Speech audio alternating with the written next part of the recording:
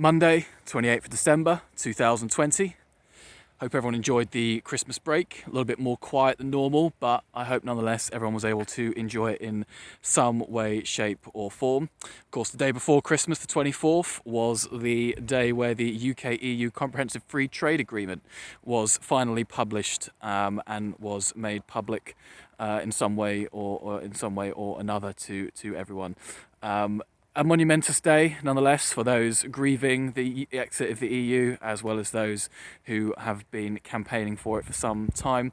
We're still going through the details, of course. Many people that were in favour of Brexit are in favour of this deal. Many also in favour of Brexit are not. And likewise, many people that were in favour of remaining in the EU have much criticism, but potentially some areas where concern was slightly alleviated from some of the more hard rhetoric that we had heard more recently. Of course, one of the core features of the agreement, zero tariffs and zero quotas on trade between the UK and the EU. That's really the headline. Sounds great, absolutely. And then you've got to get into some of the further details, which we will highlight over, which do take some of the steam out of the agreement. Other elements, of course, that are important to highlight. We've left the single market. We're leaving the customs union as well. We will, in essence, remain part of the goods element of the single market, but of course then the free flow of services, of people and of capital we will no longer be part of, which has implications and opportunities as well for the economy. And of course, leaving the customs union does also mean that we will be able to reduce tariffs on goods entering in the UK from outside of the EU, have our own customs arrangements with countries outside of the EU. But of course then that does have an implication on our ability to trade freely with the EU as well. Goods entering from outside the EU and then which would be either part of a manufacturing process or exported straight to the continent after being assembled in the UK, will have with it additional customs checks and the rest of it, which does slow down trade with our biggest trading partner. But, you know, it wasn't that we were warned about this at all or anything like that over the last 4 years. So let's just obviously slip that one under the rug there. So the other elements of it, of course, being that we will now be able to take control of our immigration system as well. That's something that we will be able to say was a win for the people that campaigned on the basis of immigration. And of course, who could forget the red meat, as it were, the red meat for many of the Brexiteers, us no longer being bound by the ECJ. And of course, the UK being able to diverge in certain areas, diverge in all areas of rules, standards and regulations. But of course, the ones that are most commonly discussed are with regards to labour rights, environmental laws, climate laws, that kind of thing. Caveat being, should we diverge too much and become too competitive and accelerate a race to the bottom, as it were, in standards, then the EU can pull us up on it and take us to a tribunal. So these are the interesting elements of the deal. And of course, there is potentially many opportunities with which, if we're smart and policymakers are smart, we may well be able to sign ambitious trade deals with other countries. And these countries outside of the EU might end up developing terms which are greater than the terms we already have as part of a member of the European Union. But that really does depend on the imagination of policymakers in the UK and the foresight of policymakers to understand what kind of long-term strategy the UK should really be pursuing. So let's consider some of the elements which so far deals tend to be rather scant on and which seem to be forgotten by some members of the media and some politicians when we're considering what the trade-offs are of this arrangement. The first being, of course, yes, all right, there's zero tariffs on goods and zero tariffs and quotas on many elements of trade. However, consider the erection of enormous non-tariff barriers, which are now going to be in place. Huge amounts of custom checks that will now be required on all goods leaving the UK.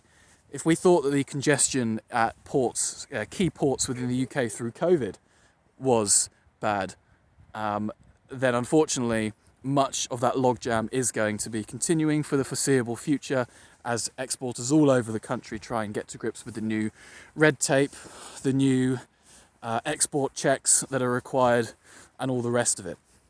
These will be difficult for the country to adapt to, and something which we haven't had to do for some time. And of course, an element that needs to be remembered in all of this is that services, 80% of the UK economy is services. Services does not at present have any kind of arrangement in place. We were not able for the financial sector, for financial services, to get equivalents.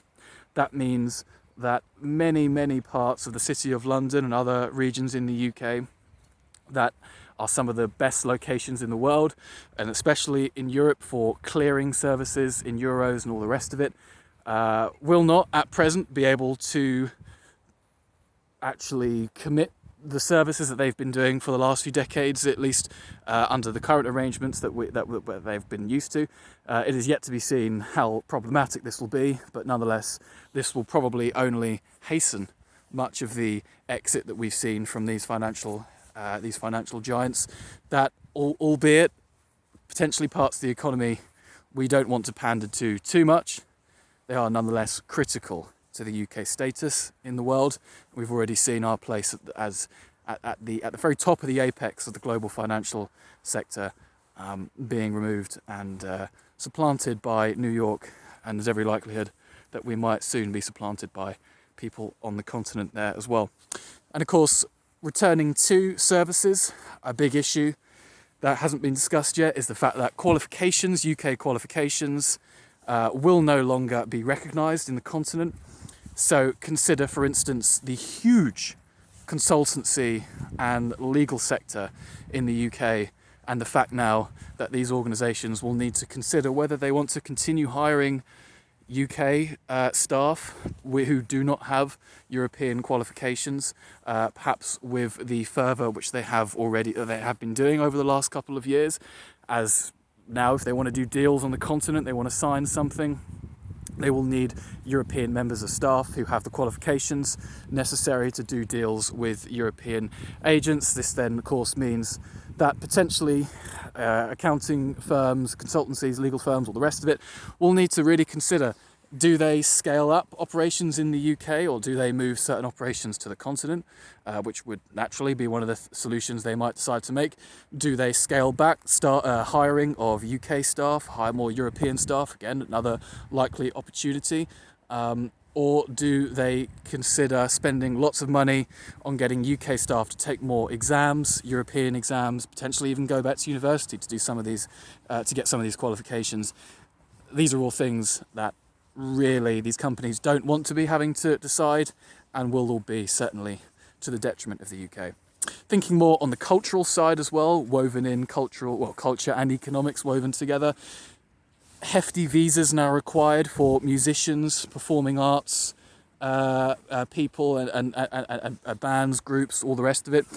This is going to be of a huge detriment to the UK's nighttime economy, of course, to its performing arts economy, its culture economy, and to the people, the patrons across the UK with which enjoy it, and of course the patrons from outside the UK who have previously travelled to the UK to enjoy such things.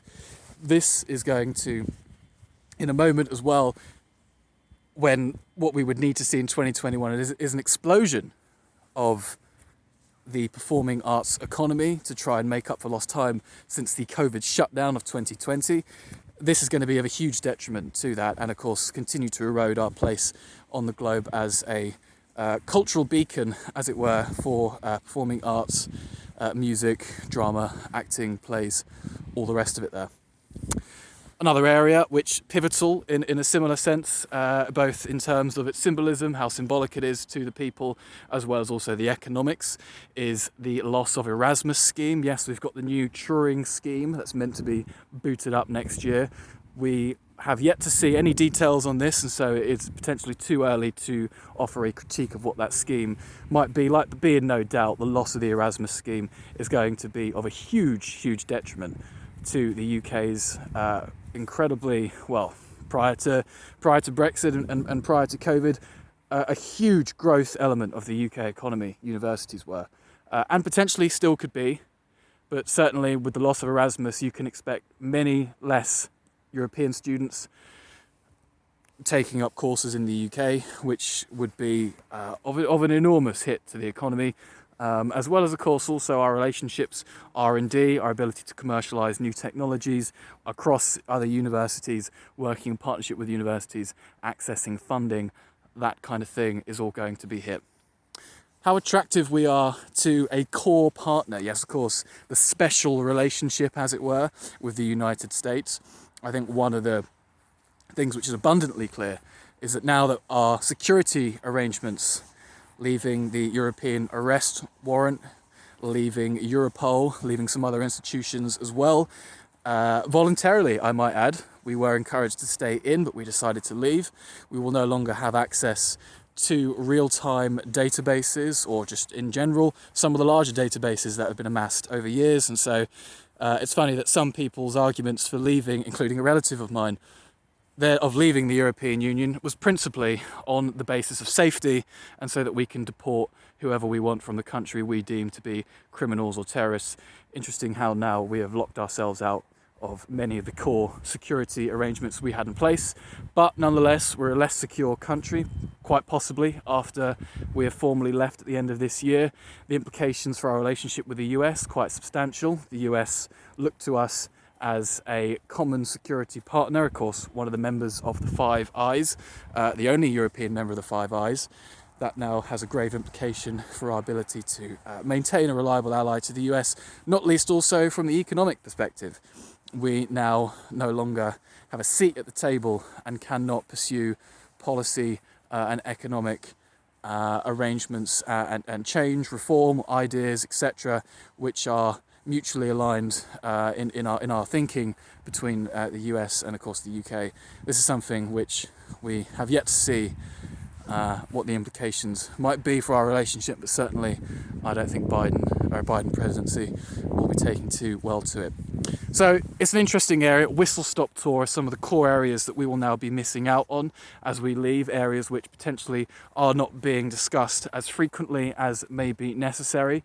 There are benefits, believe me. There are potentially some opportunities that we would need to take advantage of, and that's going to be the long-term priorities of UK policymakers now, is perhaps more important than almost any other country at present. Having changed their fundamental political, economic, security, cultural, all the rest of it, all of these critical areas and priorities and symbols, the biggest change within 50 years to these things, at a time when the UK has also entered one of the biggest recessions out of any other country this year, and certainly our biggest recession apparently in 300 years. It's going to be absolutely critical that policymakers take advantage of the new opportunities that Brexit and the areas mentioned at the beginning of this video can provide us. I wouldn't even think to speculate of how these can be implemented, but nonetheless, this is something policymakers are going to have to do, but this will be critical. If we are to restore, maintain, even extend international clout, international political, economic, security power, which we had much of prior to 2016 and has been at times slowly and other times rapidly diminished on the international stage, then we are going to need to have a very effective strategy internationally with our international partners and with countries outside of the European Union. This is going to be critical if we are to be seen again as a core player on the international stage, as a victory for us and something which, despite all the odds, we're able to take advantage of. Be in no doubt that closer relationships with the European Union will also be absolutely pivotal to us being able to restore, maintain and extend international clout. And these two priorities of ours, both from the perspective of relationships with partners outside of the EU and relationships with partners inside of the EU, are very much interlinked. If we don't have core relationships, if we don't have good relationships, and eventually, which I predict we probably will over the coming months and years, a realignment, as it were, with some of the areas that we are missing out on as a result of Brexit. I'm thinking mainly financial services, that kind of thing. If we're not able to achieve this with the European Union, then it's likely that international partners outside of the EU will not see us as that much of a critical trading partner if whatever physical goods, services, capital, etc. flows from that third country into the UK, and if it's also not able to flow into the EU, that will be an issue for them, and that will disrupt our ability to have good relationships with other third countries. And of course, on the EU perspective, we then run the risk of being an isolated country that even has little value to the EU. If we're able to cultivate very broad, ambitious, and economically powerful and politically powerful relationships with third countries, that then is an asset to the European Union. That's an asset for us to be a gateway, not the gateway that we have often branded ourselves up until 2015 to the rest of the world as the gateway to Europe. We could potentially be the gateway to North America, or, although geography has its issues there, a gateway to the Far East, politically and of course economically. And so these things are interlinked. It's going to be interesting to see whether we're able to capitalise on any of them, be in no doubt 2021, 2022, and any years following that within potentially the next 5 years be critical for the kind of country we become and how important we are to countries outside of the EU and to countries inside of the EU. And if we're able to weave these dependencies together and create a country that is proud of what it's achieved and has power on the international stage. Let's see, 2021 cannot come soon enough.